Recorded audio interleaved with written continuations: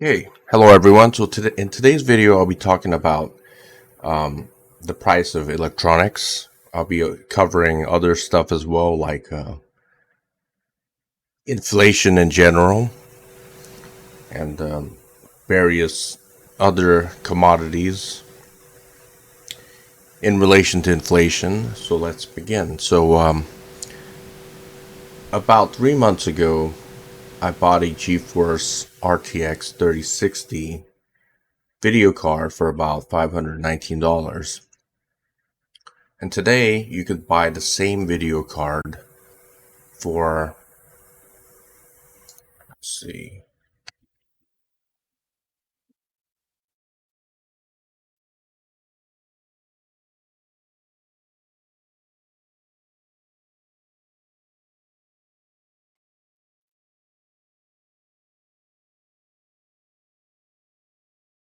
you could buy the same video card for anywhere from $399 to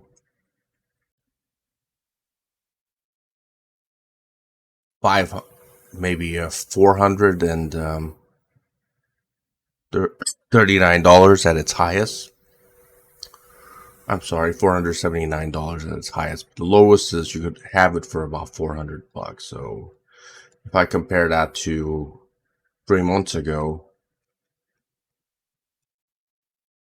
right now it's about 23.0% less than it was about 3 months ago. Here's another one at this price. So let's say the average price is, I'll get the highest to the lowest and get an average. It's still about 13.5% less than it was 3 months ago. Let's look at another video card, a GeForce RTX 3070. And these were almost impossible to get in the beginning of this year. And even 3 months ago, it was very hard to get one of these. I wanted it, but I couldn't get it because they didn't have it. It was not available. So I just got stuck with the 3060 instead. Look at the price range. So the lowest price is about $600. And that's very good considering the fact that these cards were selling for as much as $1,000 in the beginning of the year. Let's say about $900. So it's about 33.3% less today than it was 3 months ago, which is pretty darn good in my opinion.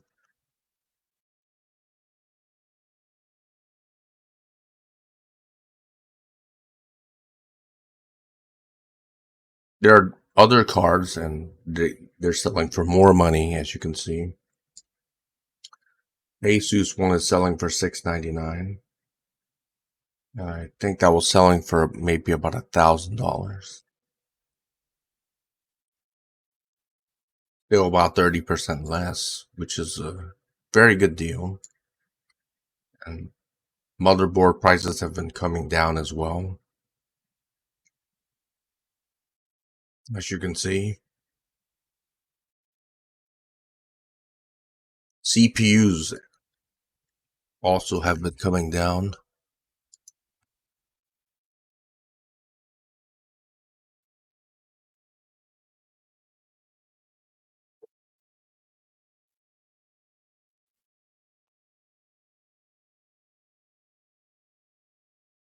My 11700 for about $313 from $391, which is 20% off, which is pretty good. I mean, all across the board, these CPU prices are dropping. A i7-12 700K, 23% less from 496 to 379. Let's look at other stuff like storage devices.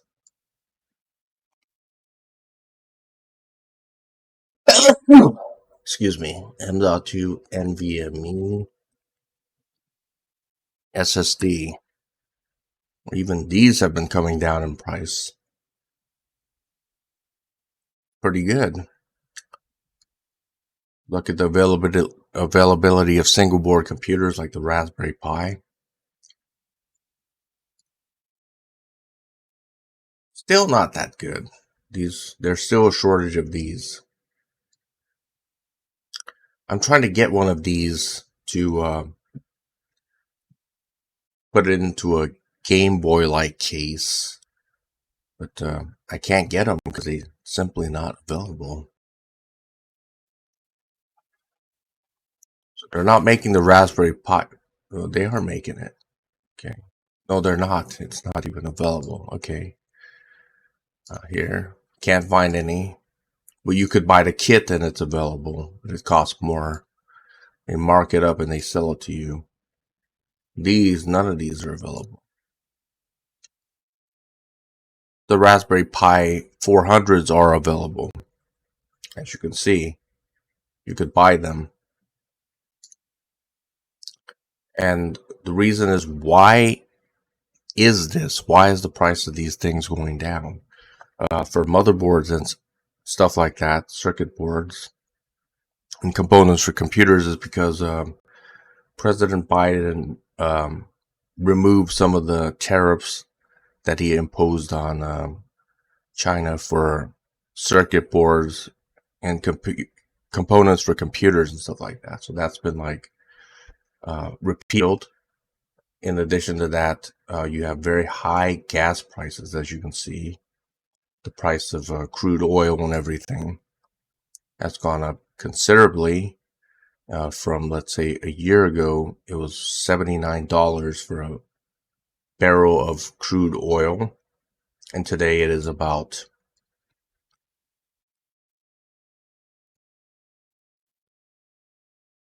$28% more. So that translates to higher gasoline prices, because I live in Southern California, and right now I have to put premium fuel in my car because my automobile requires that. So I'm paying about $6.25 per gallon. And about a year ago, I was paying about maybe $4 a gallon. So it's jumped up to almost $2.28. And for a lot of people, that's a lot of money. You know, a lot of people in the U.S. a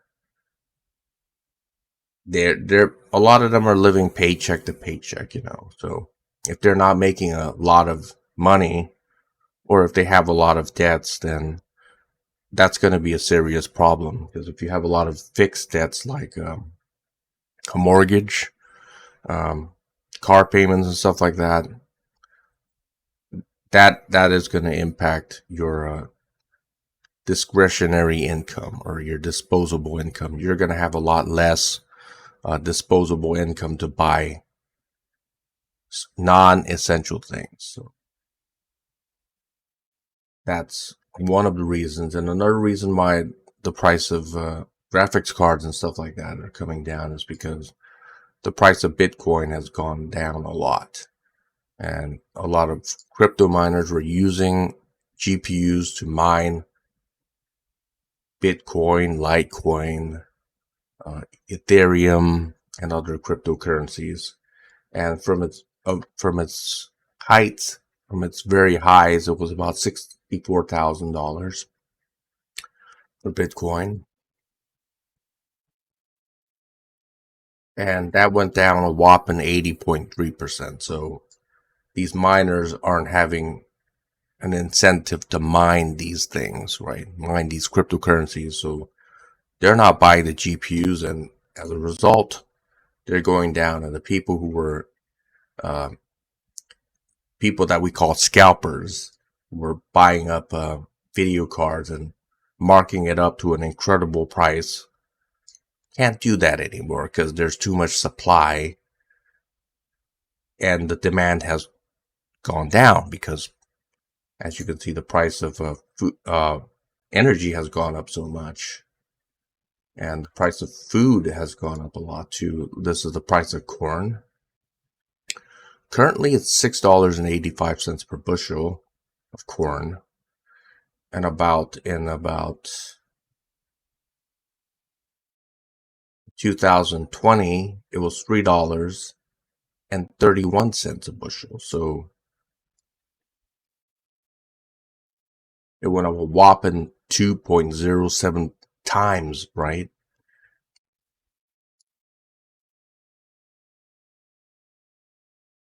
Whopping 54.3% for like corn, right?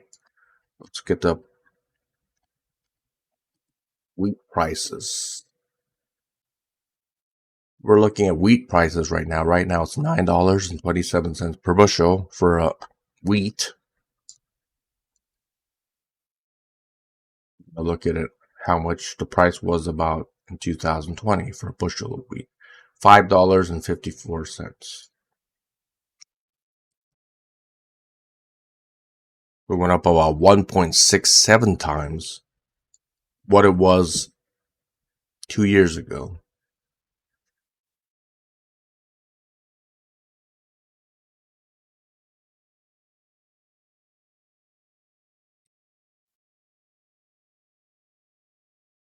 Up about 43.6%. So the stuff that you need to survive, like food, energy, has gone up. So this means people's disposable incomes have gone down and interest rates have also gone up. So when interest rates go up, what happens? Dollar index gets stronger. So the dollar index, if we compare it to about 3 years ago, like in this chart, if we go back to 2020, it was about around August of 2020. It was 92.10. Today it's 104.71.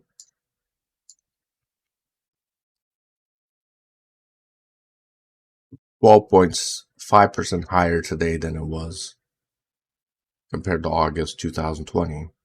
We also have low points here.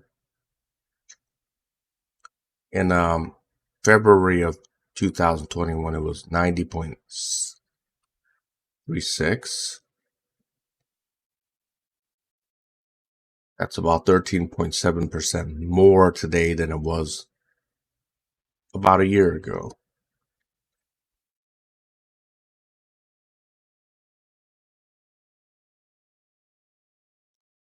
That kind of like explains why we're seeing these problems right now. So if you are wealthy, then it's good because, despite gasoline prices being so high and food prices being so high, if you make $200,000 a year, if you make or more than that, it's not really going to affect you. The gas could be $7 a gallon, and it doesn't really matter because it just takes a small portion of your income to buy that, right? But if you're making less money, if you're making like anywhere from 25,000 to 50,000 or something, or if you have a lot of debts like a mortgage or other fixed expenses, you could be making $100,000 or whatever. You could have a mortgage which is like $5,000 to $6,000 a month or something.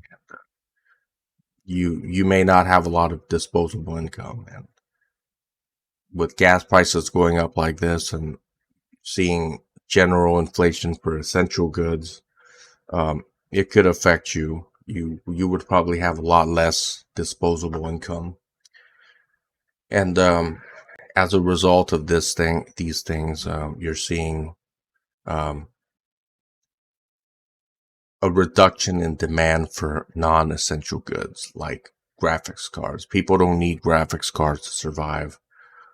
People don't have to buy like the latest computer, or the latest big screen television. Let's look at some big screen televisions.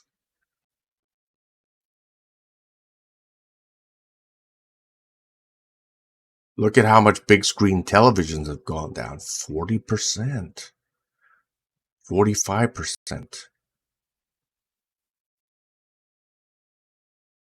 26%. I guess for some reason name brand stuff hasn't gone down much. I guess people with money would be buying stuff like that. So I guess it doesn't impact it as much. But even Samsung television, some of them are going down, like 17% down, 5%, 11%. So yes, we're seeing prices go down for smart TVs, big screen televisions as well. And basically, you're just seeing, so the economy's